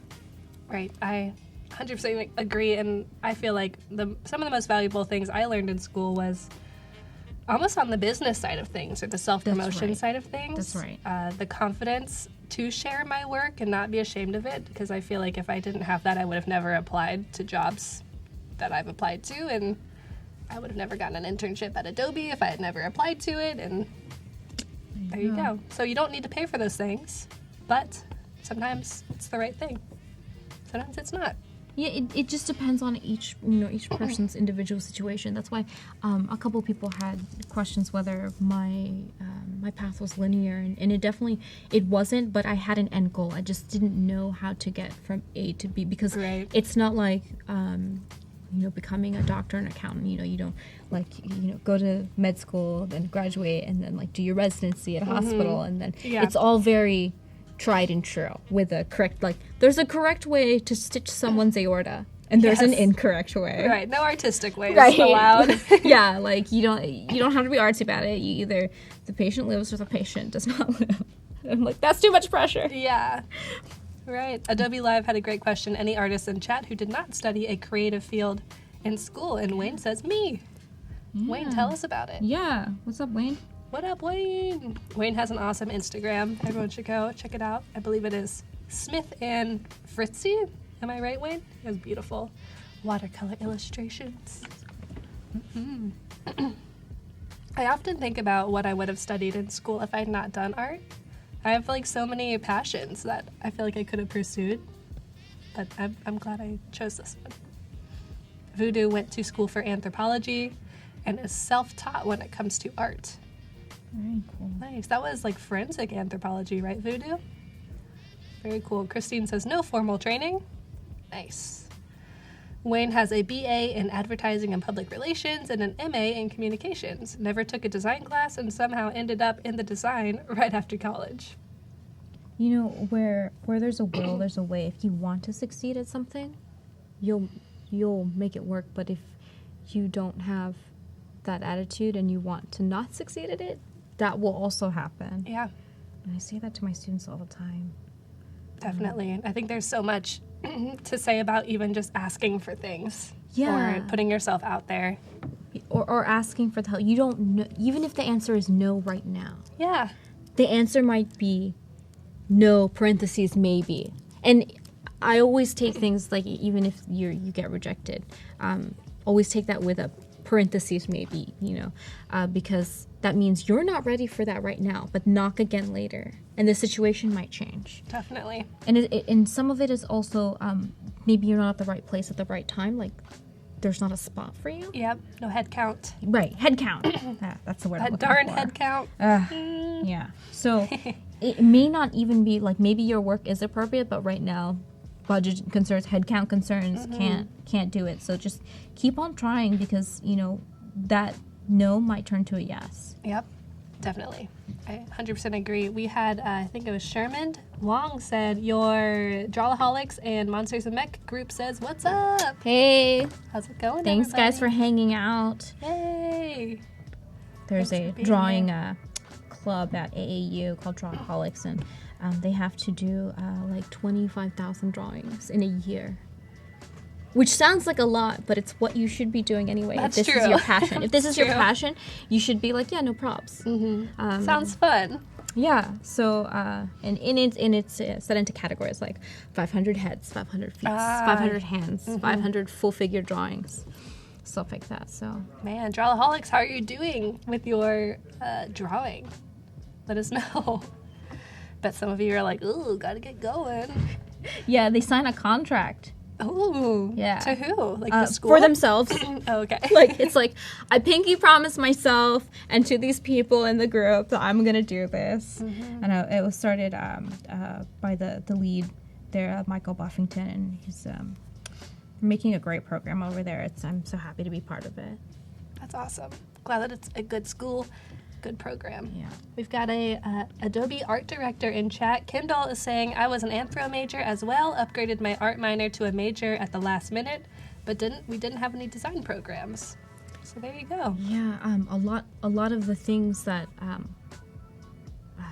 are being taught now in these game design programs everything's so new. Like even just the video games itself is particularly new in terms of studying it. Yeah. Right, because the medium itself is new. Right. There's Even though I know that, like, when somebody tells me they were like, the internet was already fast when I was born, I'm like, but you don't understand. you don't know. Wayne What I've says, seen. I know, you don't know the dark things I've seen. Wayne says, I got into illustration and watercolors last year after being burned out by clients making all of my creative decisions. Yeah. He said, I'm going to watercolor my own things. You gotta definitely do art for yourself if you're gonna do this. Oh, yeah. Otherwise, you'll just you'll just be burned out for sure. Yep, and I think actually an iPad or mobile art is an awesome way to continue to make work for yourself, because you really have no excuse. Like, I always excuse myself because I am the kind of person who likes to have a sketchbook, but also a bunch of markers and a bunch of pencils and all this stuff, and I'm on the couch and it's like getting stuck underneath me, and I'm like, too much work. I just want to watch Netflix. I'm like, where's my 30% grade? Yeah, right? And I'm like, why am I being stabbed in the butt by things? Oh, it's a bunch of colored pencils. Anyways, now with an iPad, Hashtag real problems. hashtag not ashamed. With an iPad, you literally just are holding a thing. Just these two. You can have your dog on your lap, your iPad in your hands. It's all good. Sherman says, we're good, Jax, just doing work together, getting through those. How many Good. drawings was it? 2,500. So it comes out to maybe like 4 drawings a day, something like that, depending on if you work weekends. 6.84 All right. if you work weekends. If you work weekends, all right. Ay. It's good because it's a physical and mental activity. Like, Yeah. people are like, how do I get good? I'm like, just keep doing it. Yep, totally. And someone actually asked earlier in the chat, what was the first thing that you drew where you were like, I'm a good drawer? Or like, I can draw. I love that when people are like, you've probably experienced this when you're maybe sitting at Starbucks or some cafe of the ilk, and then somebody goes, you're a good drawer. I always think of like a chest of drawers, like from IKEA. A drawer. And like, I'm like, yes. And then I picture myself holding socks. I am a drawer. I'm a drawer. But yeah, to answer your question, I think I was that kid in class that was just not paying attention to whatever the teacher was saying, but okay, seemingly not paying attention, let me rephrase. Yes, I But- think I feel this. And then, but your hand is moving, and even though I'm doodling, it's helping me process Yeah. what the world around me. So like, I would be drawing, a dog or something like that, and it just, by me keeping that up every day, day in and day out, and something I enjoyed and something that relaxed me, even when I shouldn't have been doing it during like social studies or whatever. Yeah. I got better, and I was like, this is what I really love. And I was doing it, even not in class, doing it at home for pleasure. And I actually had 2 library cards. Why? I lost my library card, and there's a limit in where I grew up in Harris County. There's a limit on the library card for 20 books, but since it was a different number, I could check out 40 books. You're dangerous. I know. I was like, no one can stop me. I'm like 7. No one can stop all me. powerful. I'm like, my irresponsibility had paid off. Yeah. Because I found the other one. It was like, I don't know, at the bottom of my shoe or something. Oh, shoot. Well, you're a little kid. You don't carry a purse. Yeah, And it's so not you drawer. stick stuff in your socks. Sure. And so I would check out like 40 books on animals at a time, and then just draw from the books. Cool.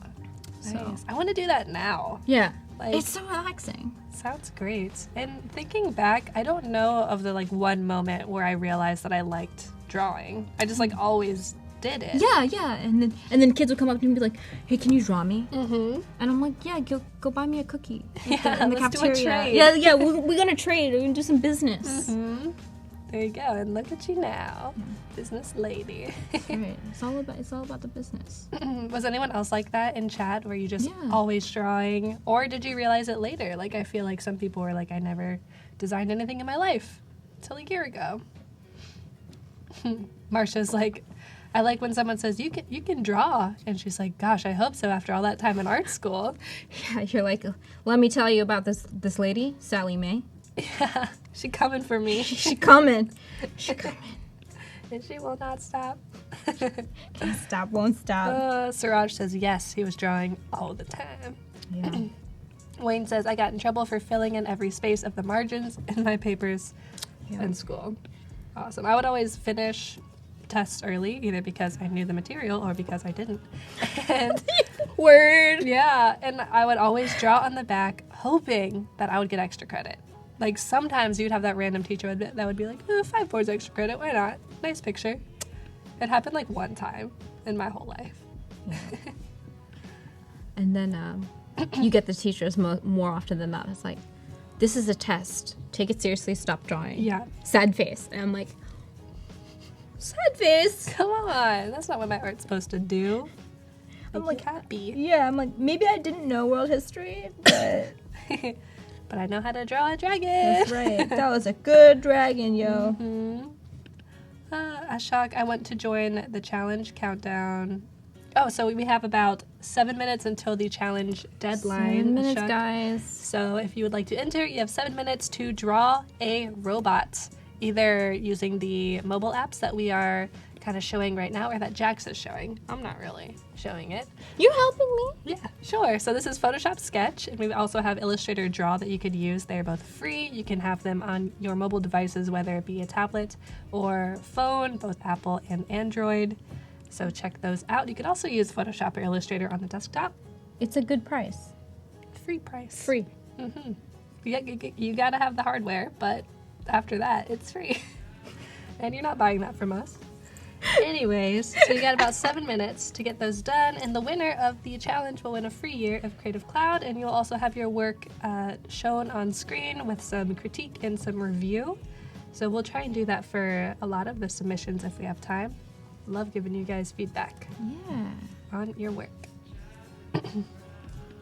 So, speaking of robots, since that's the theme for the contest, would you guys like to see a raptor hybrid with like a metal, like an entirely metal body, or just like he's a little bit souped up, like he got replacement arms? Oh, What y'all souped up think? raptor, or Yeah, so souped up raptor with just like metal arms or metal legs, you know, something small. Or would you like to see a full-bodied, like cybernetic kind of, you know, this ain't your mama's Boston Dynamics kind of thing? dude, I don't know. Voodoo Val says souped up raptor. Souped up? All right. But Suraj said, oh, well, he says latter one.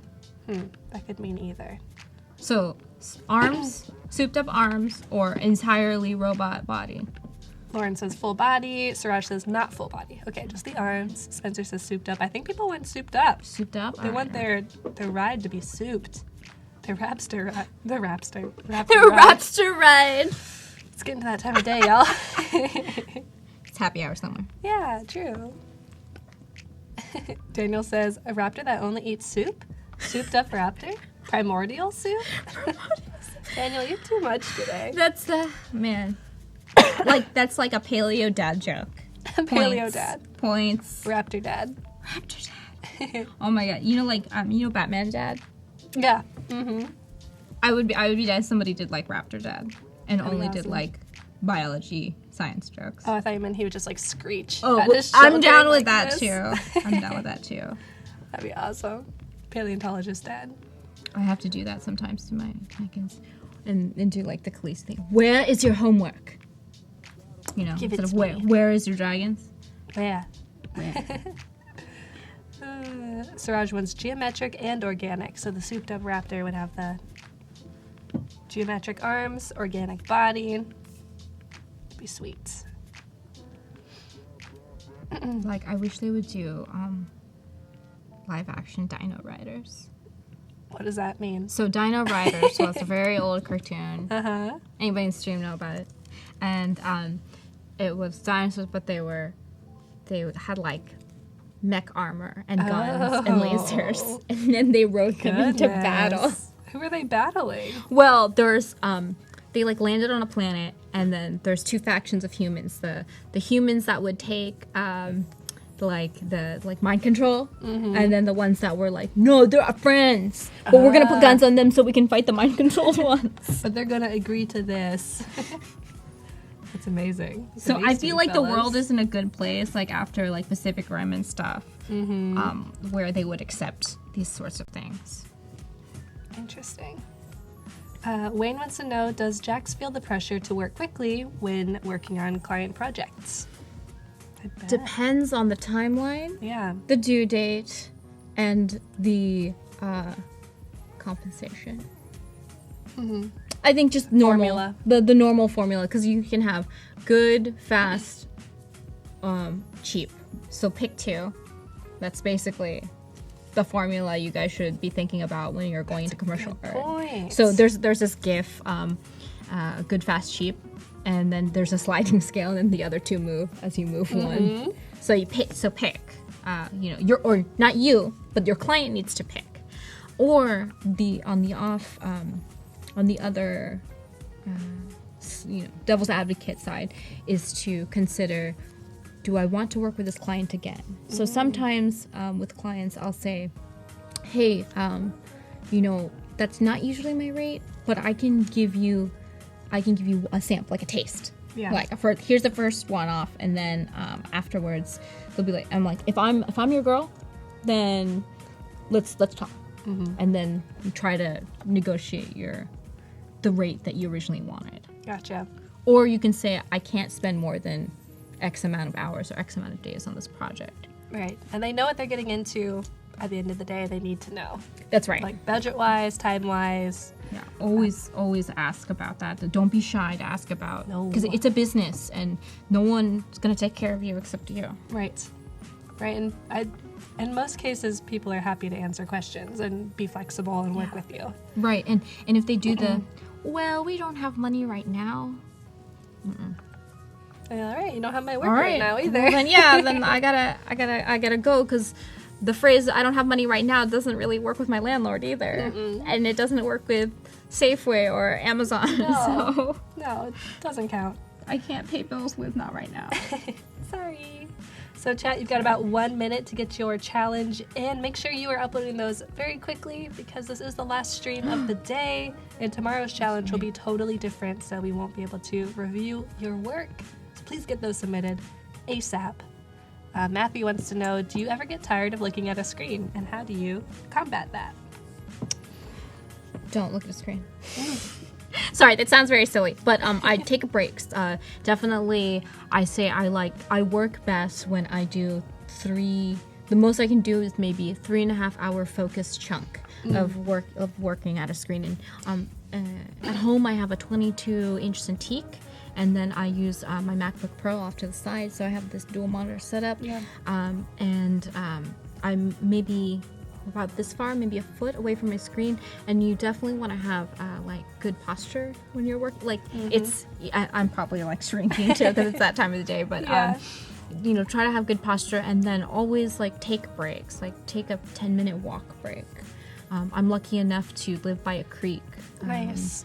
And there's deer and ducks and stuff, and Pokemon stops. So I'll go. You'll just say Pokemon, there are Pokemon, but there's a Pokemon stop right there, so I can go and collect some balls. Yeah, nice. Anything to get you out of the house. Yeah, so it gets me out of the house a little bit, and then come back, and then attack your next work block fresh. Right, and it's hard sometimes because you're like, I just want to get done with this, but right. Sometimes timers. I always set timers for myself too. Of okay, I have to sit down and focus. No Facebooking, no whatever. And then when I'm done, then I'm like, okay, I did my good work. But if I like goof off in the time block, it doesn't really count. It doesn't count. You have to be really strict with yourself, and it's hard because like if you're in the habit of goofing off, then it's hard to break. I think like some Stanford medical article, something like maybe 30 to 90 days for a small to create a small habit, such as drinking a glass of water a day. Yeah. So think about that. Yeah, it takes time for sure. And I even will just deny myself things that will distract me. Like I'll turn off my Wi-Fi or unplug my internet. Yeah. It's like, oh, I could easily just click this button and turn it back on, but I won't do it. I will not do it. Or sometimes I'll put on like a TED Talk and then I'll see like how long the TED Talk is, and I'm like, okay, when this lecture is done, I can go get a treat. Yes, treat yourself. Yeah, treat yourself. I'm very treat oriented. I'm like, I'm gonna go eat a piece of chocolate because I earned it. That's right. It's all about the snacks, guys. It really is. I was showing Jax the snack room before this. Must have all the snacks you can ever want. Thank you, Kathleen. You're welcome. Thank you, Adobe. Thank you, Adobe. So we have some more submissions that maybe we can look at. And then once we look at all of those, I'll curate the list down to like top 5 to 10. So you won't be too overwhelmed. But maybe we can give a little bit of like feedback. Maybe one thing that's strong and one thing that they could work on. Yeah, for this, the rest of these. So I like the disgruntled look on his face. Like he looks like he was denied a snack.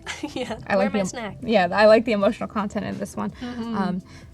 Maybe play with the transfer on the brushes. That way you can have more brush sensitivity.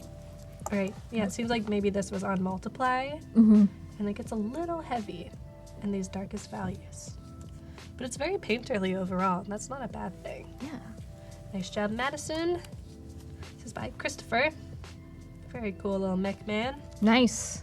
Good, like very dynamic pose. Yeah. It's a little Digimon. It is. I like it. Nice. I believe Christopher does a lot of character design. Cool. This is definitely his wheelhouse. So nice job. What about something to work on? Good pose. I would love like a deeper, like richer color in there. Like it seems like maybe it's a little bit pastel-y.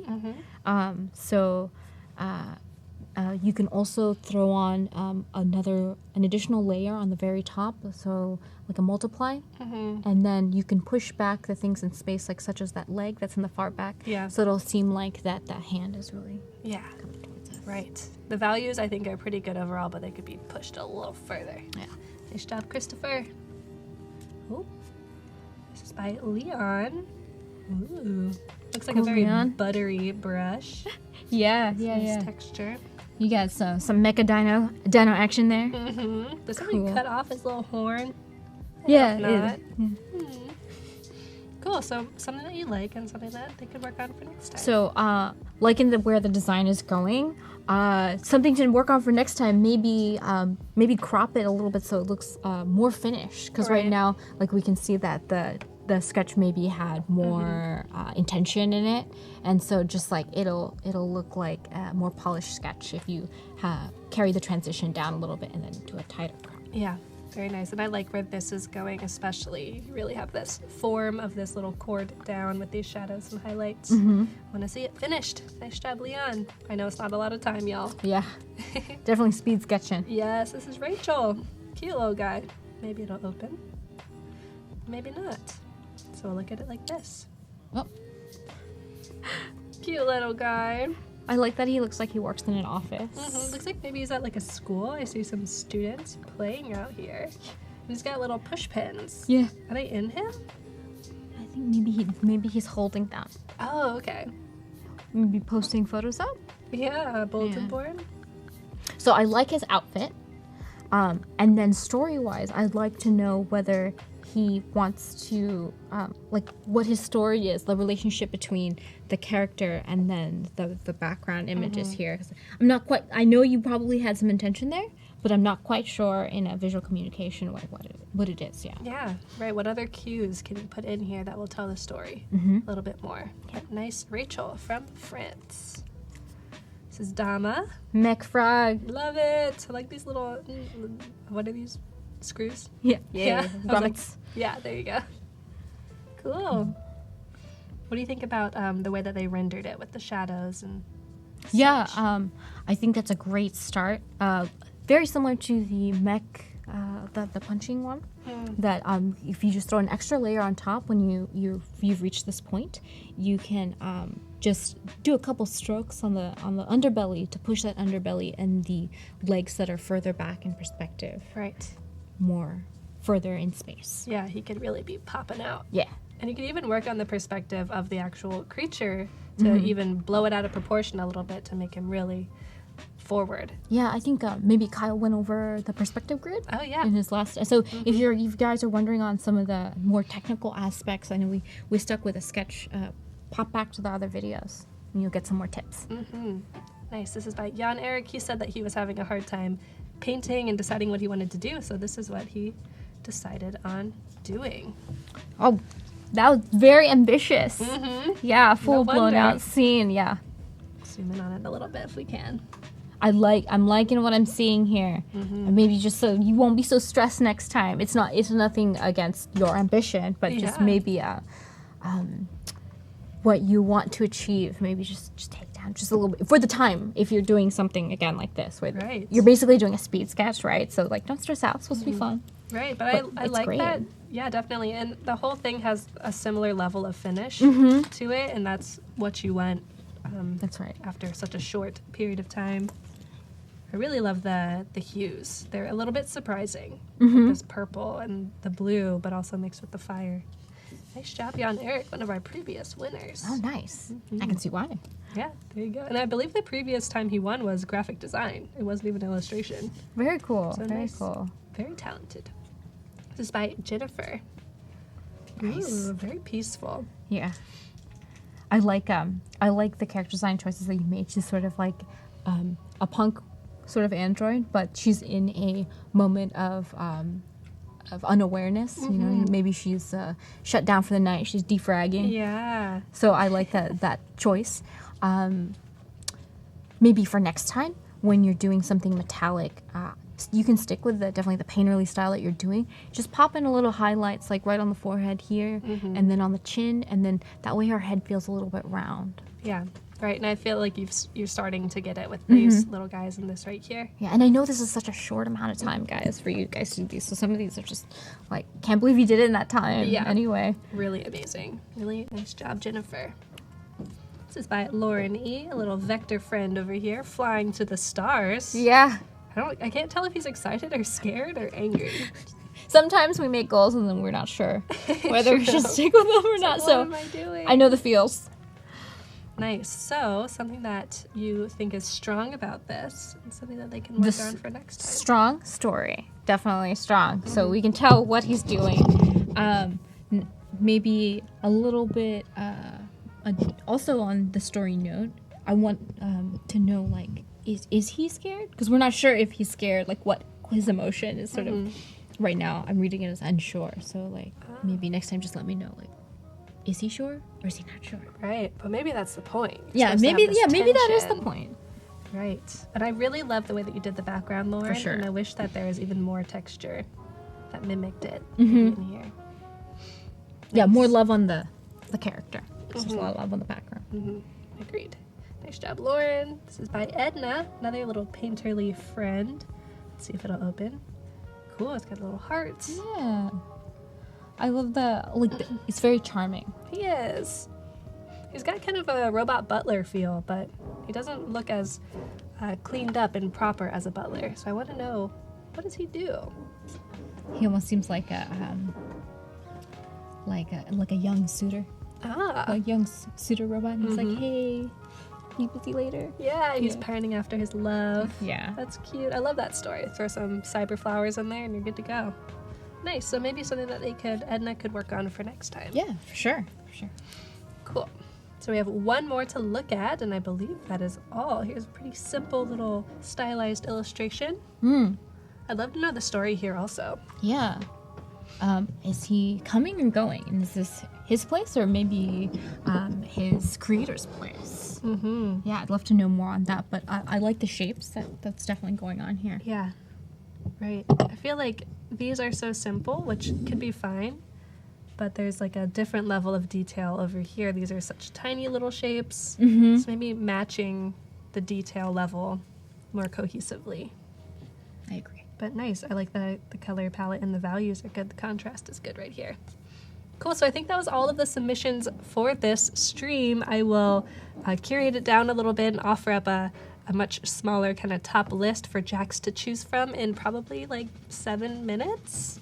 So you have a little bit of time to kind of wrap up what you're working on and keep going with your dragon friend. Or not dragon. Yeah, dragon, Raptor prince. Same. To me it is. Probably shouldn't be. It's all good. It's all good. Wow, this has come a long way.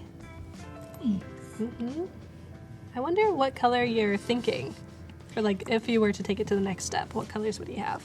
So for the next step, I think I'm going to go in, I'd probably make him sort of a gold color. I'd probably look at a lot of tropical birds. There is this bird, a myna bird, and it mimics a lot of other sounds. And it has this incredible crest on it. I love watching animal documentaries a lot. I bet. And what is his name? The gentleman, David Attenborough. Like The best narrator. yeah, and like, can you just like narrate my bio? Please. That would be great. Awesome. Or Samuel L. Jackson. I'm down for both yeah. versions. Like, or they could like alternate chapters. That's fine.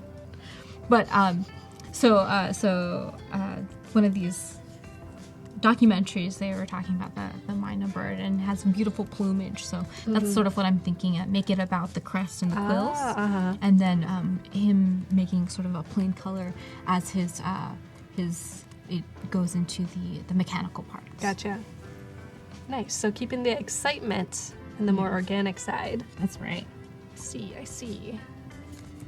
Well, this is a hard decision, y'all. I'm having a hard time narrowing down these Thanks for options. submitting, everybody. Right. Takes a lot of courage. I say this every stream, but showing your work to other people, especially if you're not used to sharing your work, is tough. And then sharing work that you haven't really like been able to invest a lot of time in. This is just like a really quick one-off. So Yeah, I should you're be proud of you guys. very brave, everyone. All right, chat, did you submit to the challenges today? If you did, let us know. Wear it proud, wear it loud. I want to know. And would you be willing to submit to another challenge? We have another one coming up tomorrow, but I have no idea what it's going to be about. We usually like to kind of base it off of something about one of our guests. Like today it was based off of Mark Crilly's robots. That's great. Any guesses to what it might be tomorrow? It could be maybe a dragon based off of Jax. These are all very fun prompts. Yeah, it could be make your own brush based off of Kyle. Yeah. It could be make your own fan art based off of Rocky. Wear it proud, wear it loud, Creative Cloud. Yes, That's Adobe nice. Live. I like that. You got it. That's cute. Liana says she missed the challenge today, but still working on a little robot. Awesome.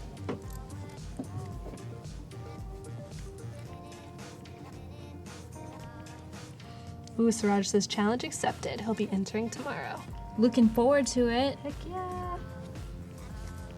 And you all have to look forward to the rest of the streams tomorrow. We've got the same lineup as we had today. We've got Rocky in the morning, Mark after him, Kyle following that, and then Jax finishing out the day. Each segment is about 2 hours long. We start at 9 a.m. and we will be finishing at 5 p.m. So we've got about 10 minutes left with you all.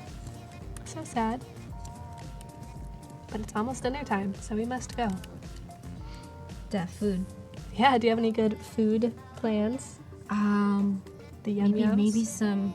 Maybe some Italian. I don't know. I think I need another coffee first. Oh, And then I'll think about the food. gotcha. All right. So what's your coffee status? How many cups a day? What do you really like? Man, so I really like. I'm gonna bring it back to Singapore. There was this they make palm sugar. And it has a very different taste than the sugar that we're used to here in the States. And anybody out there on the stream know what I'm talking about? So there's this, basically, I guess their version of Starbucks over in Singapore called Toastbox. I know it's like super basic, guys.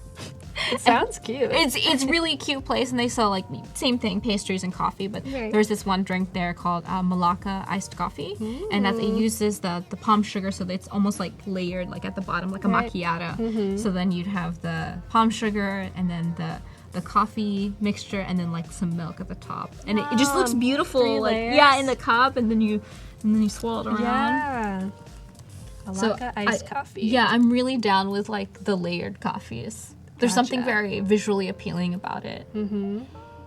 Oh, so something like this? Yeah, exactly. Let's see. Chat, this is what you all have to look forward to if you go to Singapore and get coffee.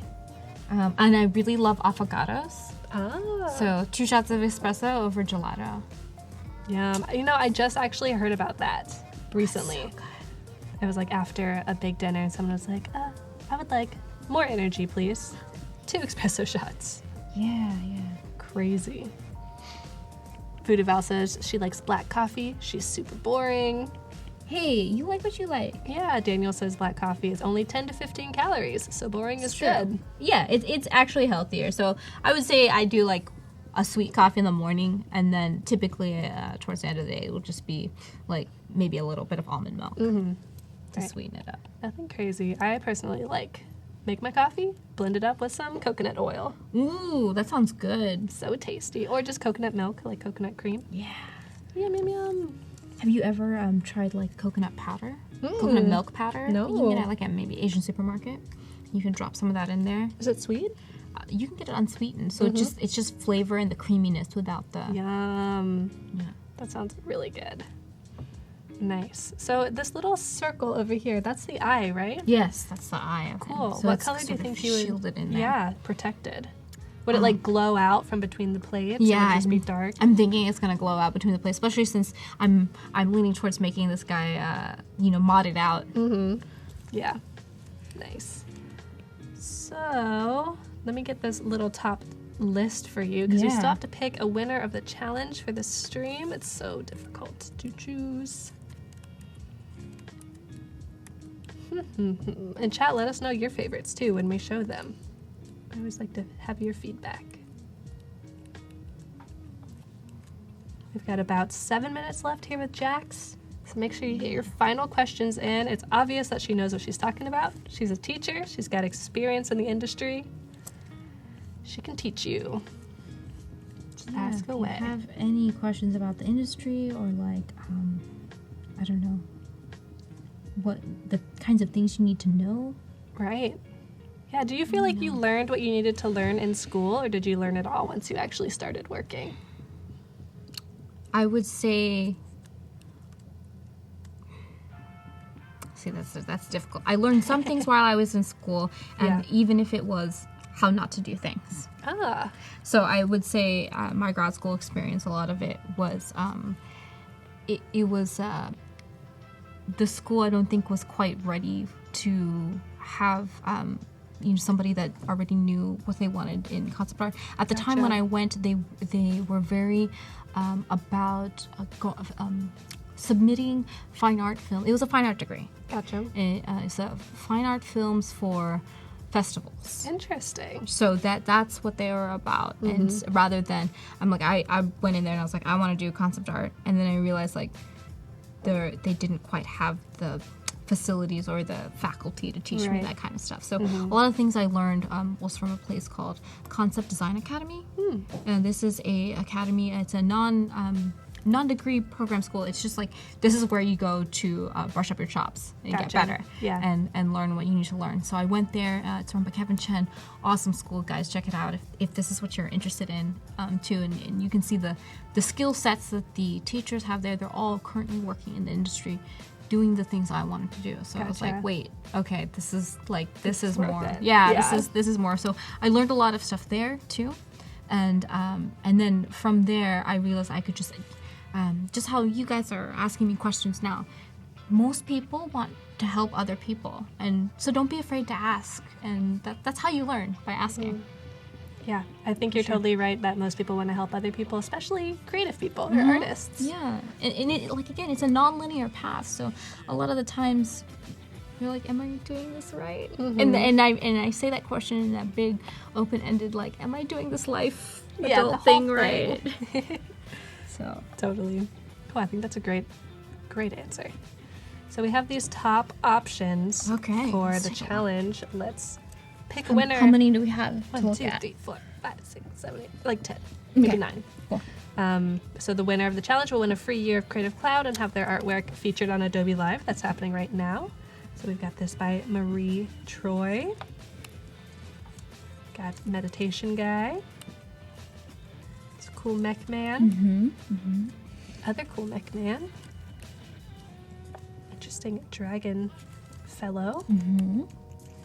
Frog. Suitor. And this is actually one that was not shown, but was still submitted. This is by Andres. Okay. It's seems like eviscerated. Rough day. Yeah, and then this is another one that was not shown. This is called Ghetto Blaster. Okay. Cool. So do any stick out to you? I think, let's go back to the beginning. Okay. Sure. And then thinking the Westworld one. This one? Yeah, I think. Cool. What do you like about it? What I really like about it is that even though he is a mechanical being, he seems to have some very human emotions behind there. Like, he seems like he's deep in thought, and not deep in thought about calculations, but about something on an emotional human level. Right. So I think in terms of storytelling, this one really called out to me. Yeah, but good job, everybody. Seriously, thank you so much for submitting. And even that emotional feel, the file name is Sorrowful Sheriff Illustration. So that is definitely what she wanted to get across. And that's what you got. So congratulations, Marie. Thank you so much for submitting. Good job, everybody. Yes, thank you, everyone. Marie, you will be in touch with Adobe Live via your Behance messages about that free year of Creative Cloud. I thought you fell. I was like, no, Marie's going, OMG!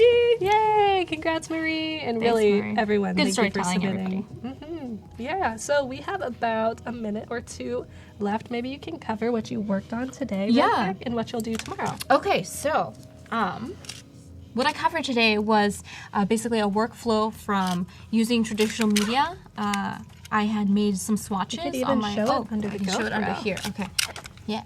I have so many cameras. I don't know which so one to many look angles. at. Okay, so I have these swatches. Oh, it's upside down.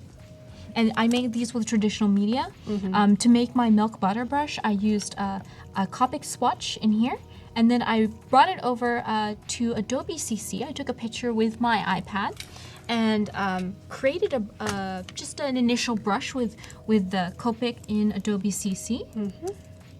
Capture Here? CC. Oh, sorry. Capture Yeah, CC. no worries. Adobe CC is the entire thing.